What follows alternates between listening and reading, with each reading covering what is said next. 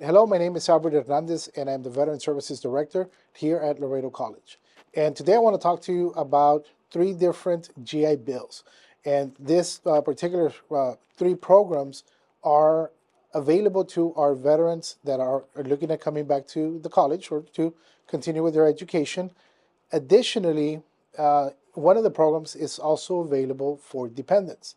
So the very first program that I want to talk to you today about is the Montgomery GI Bill, also known as Chapter 30. This particular GI Bill, what I do want to highlight is that this bill is specifically for the veteran and the veteran only. This particular bill also pays the monies or the educational benefits to the veteran, and then the veteran pays their tuition and fees to the institution that they're attending, such as here in Laredo College. This particular bill, one of the things that veterans do need to know is that it is in place for them for a period of 10 years. If the veteran has separated, for example, let's say January 1st of 2025, they've separated and now they have left active duty, they have from that date forward 10 years to utilize the benefit. It's a use it or lose it. If they don't use it and the 10-year period comes along, then the benefit has expired, or until the benefit has been totally consumed. What Chapter 30 does is that it pays up to 36 months of payments to the individual to attend school. Roughly, for full-time enrollment, the GI Bill at this time pays a little bit over $2,500 directly to the veteran. And again, the veteran then has to make arrangements to pay the institution that they're attending.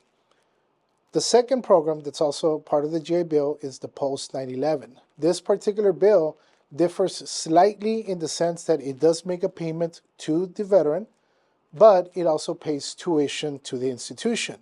It pays less to the veteran. So roughly a student that is attending full-time here at Laredo College, the student is expected to receive about $1,600 per month during the start and end date of their particular term. It also pays tuition. So in this case, you as the student don't need to worry about making arrangements for tuition. That's going to be paid directly by the Post 9/11 program itself. Again, it's also 36 months of benefits that the students are entitled to. Now, the difference between this and the Chapter 30 GI Bill is that this one is also known as the Forever GI Bill, meaning that there is no expiration date. So the student, if they separated, again, as a previous example, on January 1st, 2025, 10 years later, 15 years later, they decide to finally attend school, that is perfectly fine, and they'll still have the total months that have not been used for the service.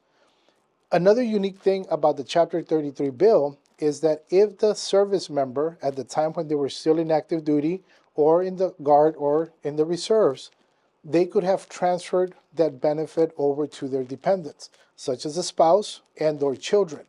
However, if they separated and now they have additional dependents, another child, such as this particular example, that additional child cannot receive the benefits. It needed to have been done at the time when they were in service.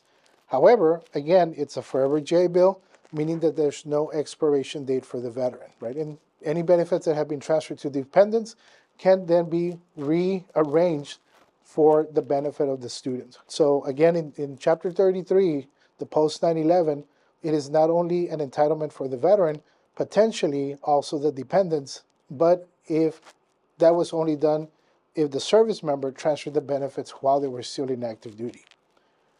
The third GI Bill that I want to talk to you today about is the Montgomery GI Bill Selected Reserves. This particular GI Bill is for reservists and for National Guard service members that are not in active duty. This particular program, again, is also 36 months max, but this one pays substantially less. For full-time enrollment, it pays roughly about $460 a month, again, for a period of 36 months. Now, the key thing in the Selected Reserve GI Bill is that the individual can only use the benefits while they're still in service, meaning that you have a reservist or a National Guard service member that has a 6-year enlistment, and if they decide to attend school within their first, second, or third year of enlistment, they still have 36 months to use it. At the time that they separate from service, meaning that they have already completed their tour of duty with the National Guard or with the reserves or one of the reserve entities, then at that time that they separate, the benefit expires.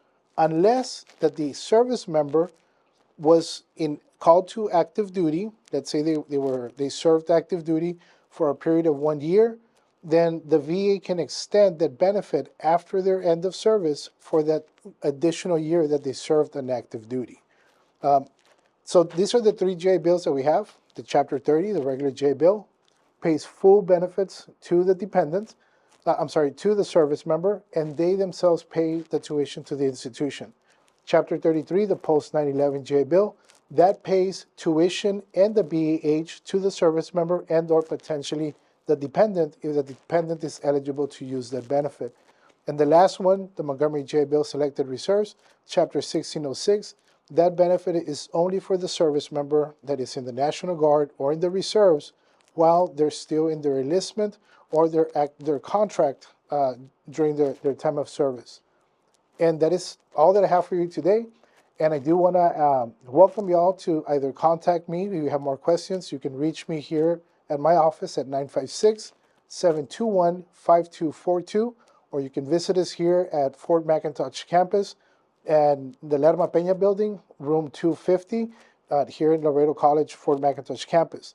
Or you can also visit our website, www.laredo.edu/veterans. Thank you.